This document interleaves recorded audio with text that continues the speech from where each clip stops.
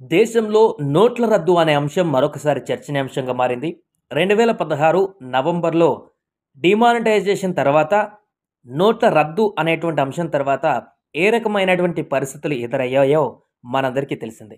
ఆ తర్వాత కొత్త నోట్లను ఆర్‌బీఐ ముద్రించడం, అవి చెలామణిలోకి రావడం, 500 నోటు, 2000 నోటు, అదేవిధంగా 100, 200 ఇలా అన్ని రకాల నోట్లు ప్రజల్లోకి అందుబాటులోకి రావడంతోటి ఆ సమస్యలు పూర్తిగా సమసిపోయాయి.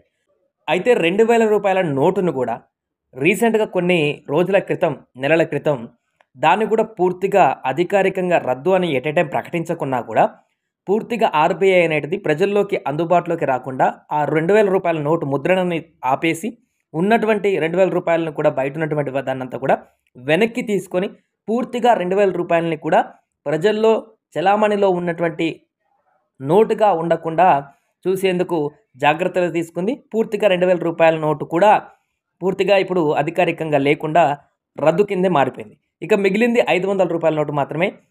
200, 100 చిన్న నోట్లు మాత్రం ఉండడం జరిగింది. అయితే ఇప్పుడు తాజాగా 500 నోటు కూడా రద్దవుతుందా అనేటువంటి ఒక అంశం చర్చనీయాంశంగా మారింది.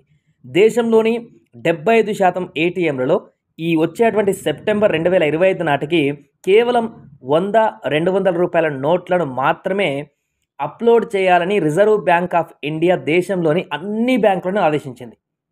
సో, ఆర్‌బీఐ చేసిన ఈ సూచన తర్వాత reserve bank of India 500 note పైన ఆధారపడడాన్ని తగ్గించాలని కోరుకుంటుందని నిపుణులు భావిస్తున్నారు. దీంతో రూ. 500 నోటును కూడా రద్దు చేస్తారనే ఊహాగానాలు బలంగా వినిపిస్తున్నాయి. మరి ఈ అంశంపై చాలామంది నిపుణులు కూడా స్పందిస్తున్నారు. ఒక బ్యాంకింగ్ నిపుణుడు చెప్తున్న దాని ప్రకారం చూస్తే వాయిస్ ఆఫ్ బ్యాంకింగ్ వ్యవస్థాపకుడు అశ్వని రాణా ప్రకారం అయితే దేశంలోని ఏటీఎంల ద్వారా ఉపసంహరించుకునే నగదులో 100, 200 నోట్లపైన ఆధారపడడాన్ని పెంచాలని ఆర్‌బీఐ కోరుకుంటుంది. అలాగే నగదు కోసం 500 నోటు పైన ఆధారపడడాన్ని తగ్గించాలని అనుకుంటుంది. పెద్ద నోట్లపైన ఆధారపడడాన్ని తగ్గించడానికి రిజర్వ్ బ్యాంక్ ఆఫ్ ఇండియా ఇప్పటికే రూ. 2000 నోట్లను చెలామణి నుంచి పూర్తిగా తొలగించింది. సో, రూ. 2000 నోటును చెలామణి నుండి తొలగించినట్లే రూ. 500 నోటును కూడా చెలామణి నుంచి తొలగించబోతున్నారా అంటే దీనికి రిజర్వ్ బ్యాంకు మాత్రమే సమాధానం చెప్పగలదు. కానీ ఇప్పుడున్నటువంటి సూచనలు చూస్తుంటే అది ఆ రకంగానే కనిపిస్తుంది. సో, ఇది ఇప్పుడే జరగవచ్చు లేదా జరగకపోవచ్చు. కానీ రాబోయే సంవత్సరాల్లో జరిగితే అది పెద్ద విషయం కాదని కూడా ఆయన అంటున్నారు.